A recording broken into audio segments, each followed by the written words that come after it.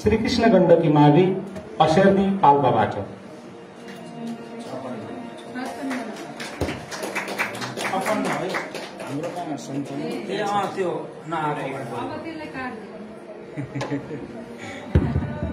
शालिग्राममा भगवान विष्णुको वास, काली गण्डकी हाम्रो धार्मिक इतिहास, काली गण्डकी हाम्रो धार्मिक इतिहास। धन्यवाद कार्यक्रम सञ्चालक ज्यू, आदरणीय यस वक्तित्व कला प्रतियोगिता सभाका सभाध्यक्ष महोदय, प्रमुख अतिथिज्यू, विशिष्ट अतिथिज्यू, अन्य अतिथिगण एक हातमा कापी र अर्को हातमा कलम लिएर हाम्रा शब्दहरूलाई निष्पक्ष रूपमा मूल्याङ्कन गर्न बस्नुभएका निष्पक्ष निर्णायक मण्डल, आदरणीय उपस्थित महानुभावहरू, साथै मेरा प्रतियोगी मित्रहरू, सर्वप्रथम त श्रीकृष्ण गण्डकी माध्यमिक विद्यालयको कक्षा 10 मा अध्ययनरत छात्रा म गुञ्जन अर्यालका तर्फबाट स्वीकार्नुहोस् न्यानो अभिवादन। सभाध्यक्ष महोदय, आज मिति 2082 साल कार्तिक महिनाको 16 गतेका दिन यस उत्तर गण्डकी महामेला दामोदर धर्मोत्सव 2082 को अवसरमा राष्ट्रव्यापी वक्तित्व कला प्रतियोगितामा सहभागी भई आफ्ना भनाइहरू राख्न पाउँदा अत्यन्तै खुसी छु। सभाध्यक्ष महोदय, अब भने म ढिला नगरी मेरा भनाइहरू यस शीर्षक प्रति राख्न चाहन्छु। सभाध्यक्ष महोदय, हाम्रो देश नेपाल भूबनोटले सानो भए तापनि यहाँ रहेका विविधता र प्राकृतिक अनुभवले परिपूर्ण रहेको छ।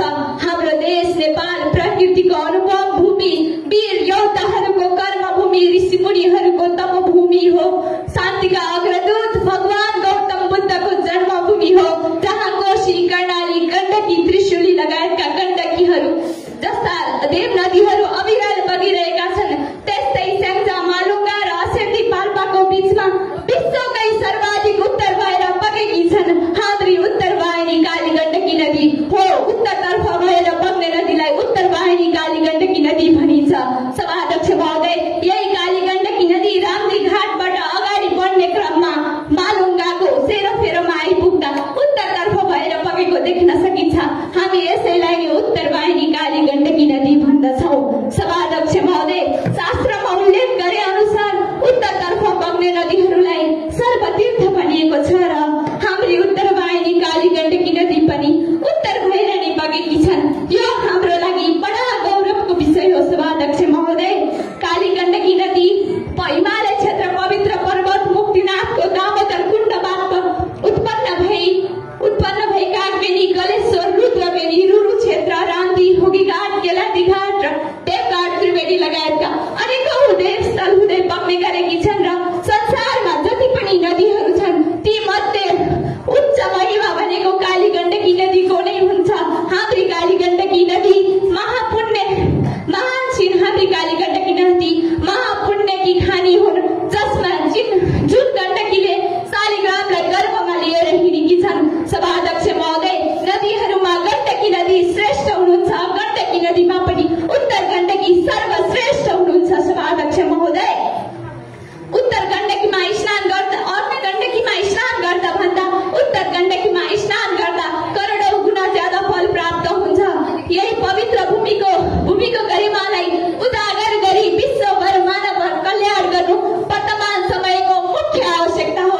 यही आध्यात्मिक महत्त्वलाई आत्मसात गर्दै प्रवक्तक र दार्शनिकका रूपमा सुपरिचित हाम्रा गुरु चैतन्य कृष्णज्यूको सत्सङ्कल्प र नेतृत्वमा विक्रम सम्वत 2072 सालमा श्री काली गण्डकी ज्ञान विज्ञान र प्रतिष्ठानको स्थापना भयो र आज यस श्री काली गण्डकी ज्ञान विज्ञान प्रतिष्ठान यहाँसम्म आइपुगेको छ र यहाँसम्म ल्याइ पुर्याउन अहम अतुलनीय भूमिका निर्वाह गर्दै आउनुभएका हाम्रा गुरु चैतन्य कृष्ण प्रभुज्यूलाई म हृदयदेखि नै धन्यवाद ज्ञापन गर्न चाहन्छु। काली गण्डकी नदीको तटमा गएर एक पटक श्राद्ध गर्दा समस्त पितृहरूको समुद्धार हुने विश्वास रहेको छ। गण्डकी नदीको तटमा गएर पिण्डदान 100 पटक पिण्डदान गर्दा हुने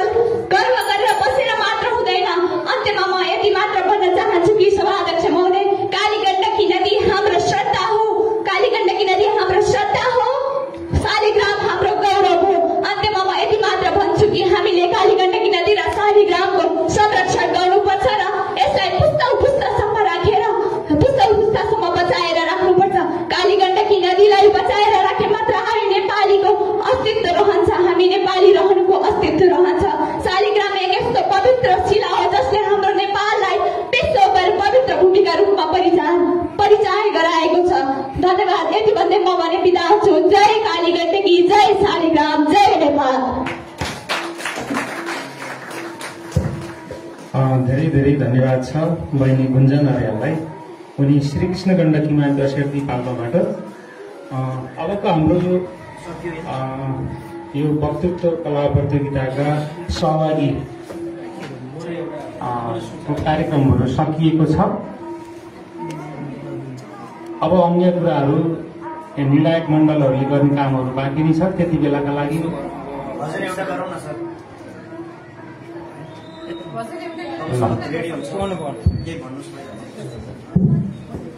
सबैजना प्रतियोगीहरूलाई धेरै धेरै धन्यवाद, शुभकामना।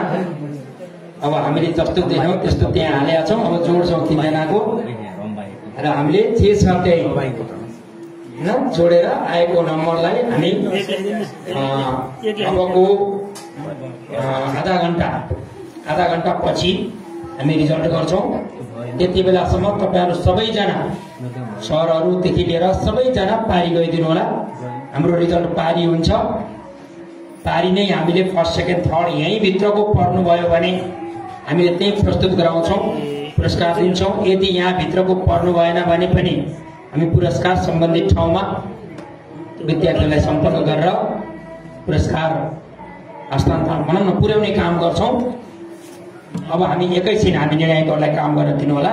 तपाईँहरू सबैजना पारी जानु। त्योभन्दा अगाडि हाम्रो बहिनीको हाम्रो रावल बहिनीको यो पनि पाइने गर्ने सहभागी सरी यो सहभागीको वितरण गर्ने नाम छ वितरण गर्नु त्यो गर्नु। हामी नाम सर हामी कहाँ जाउँ भन्नु त्यसो जोड्न मार्क्स जोड्न कता छिटो ढुसु नि के उसमा लेखेको होला खाली छैन कुनै छ कहाँ छ